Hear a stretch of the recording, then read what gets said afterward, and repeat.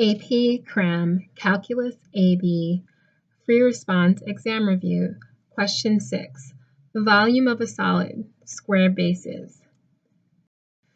All right, so let f and g be the functions defined by f of x is equivalent to 1 plus x plus e raised to the x squared minus 2x.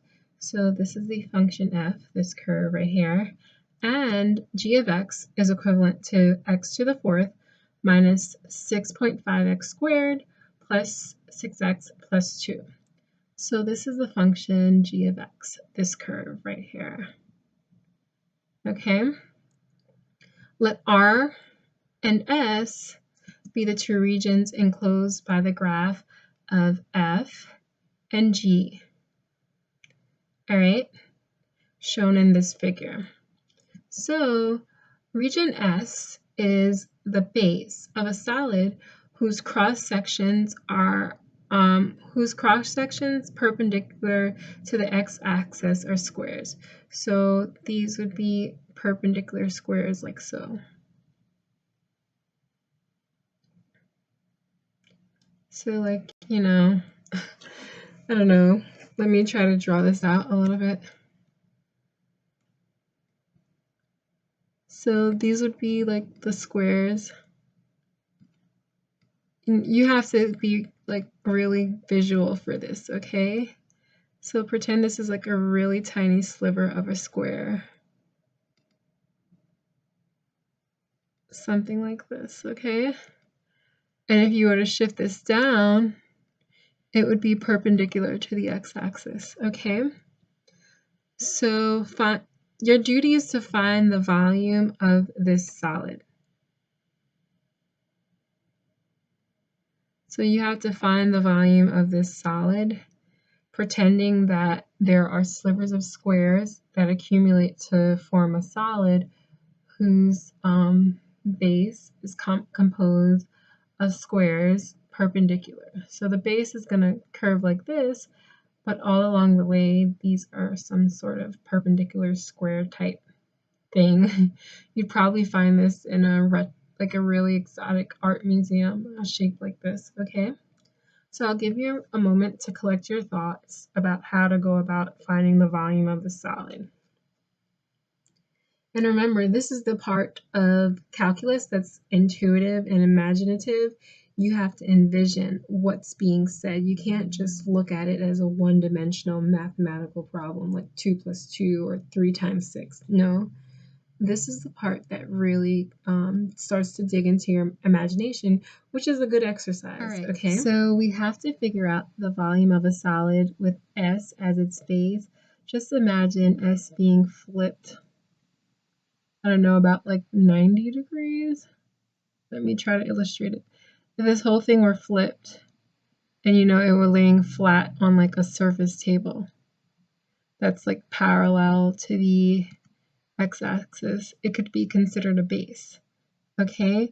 But here we're taking slivers of squares that are perpendicular to the x-axis, and we want the height to be the lines between f of x and g of x, okay? All right, so how do we figure out the volume of a solid? Well, you probably guessed it, you have to integrate. All right, but first you have to figure out your points of integration. And in snippet 5 of this series, we figured out that this x-axis had a value of about 1.302 ... And our other bound of integration would be 2, because what we're going to do is basically draw in our head all the possible slivers of squares that you can accumulate, and we're going to integrate them between the points of intersection. These are going to be our bounds of integration, okay?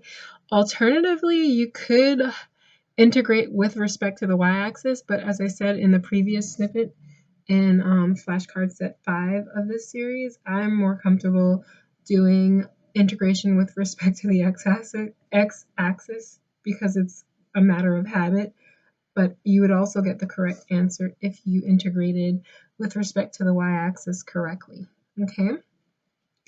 But that's not what we're doing here. That's like some other series. So basically, you have to figure out that you have to subtract g of x from f of x.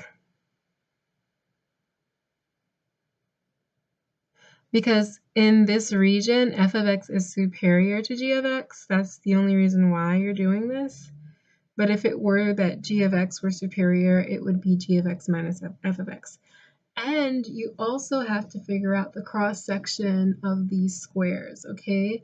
And any square is just going to be a side squared. So it's going to be these lines squared. And you have to get real imaginative because my drawing isn't that precise. And imagine, you know, squares protruding along these bounds, okay? And you need one more dimension because volumes are three-dimensional. They're not two-dimensional. So you need a dx. The change along the x-axis is going to give us our third dimension, okay? All right, so yeah, you plug this into your calculator. And again, you need to know how to plug an integral into your calculator. If you don't, you can check out videos 2 and 3 of this series. It shows you a basic way to do that. And when you evaluate this between A was a term given to point 1.3, that's